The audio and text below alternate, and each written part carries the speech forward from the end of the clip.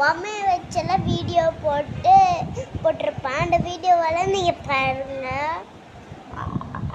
அந்த பொம்மை இந்த பொம்மை தான் கிறுக்கி வச்சிருக்கிறோம். ஓகே, நம்ம நெக்ஸ்ட் வீடியோவுக்கு போகலாம் வாங்க.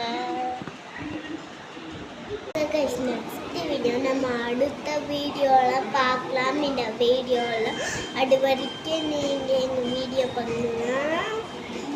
நம்ம வீடியோவில் இப்போ ஸ்டார்ட் பண்ணலாம். நாங்கள் ஸ்டார்ட் பண்ண போகலாம்.